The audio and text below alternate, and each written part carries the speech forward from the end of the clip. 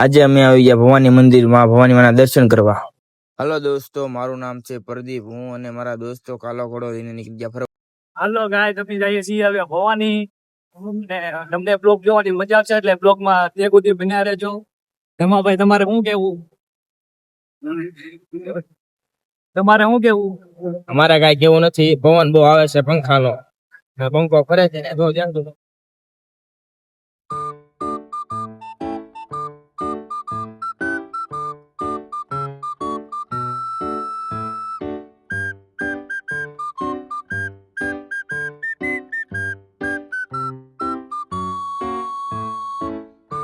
આપણે આવી ગયા ભવાની મંદિર. મહુવાથી 7 કિલોમીટરની દૂરી આવેલું છે આ મંદિર.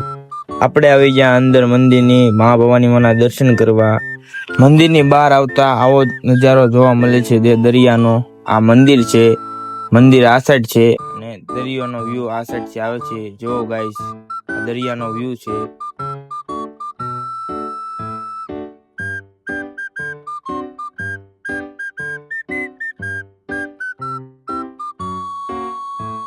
હવે આવી ગયા નીચે દરિયામાં.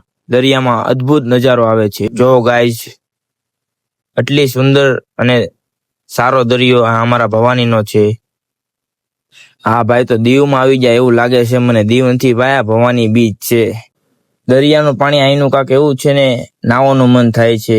જો દરિયો આગળ જ છે અમારી પાસે. આવી ગયો છે રસ. તમારે પીવો હોય તો કમેન્ટ કરી દેજો.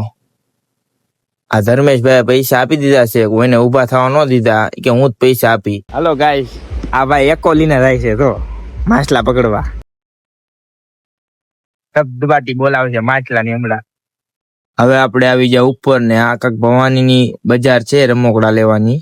તો જેને ખરીદવા હોય એ આવી જાજો. ને પછી ભાઈ આપણો ઘોડો હલવાઈ ગયો છે. આ ભાઈ ખેંચે છે પણ ખેંચાતો નથી આપણો ઘોડો, એટલો વજન વાળો છે. જો ભાઈ બર કરે છે.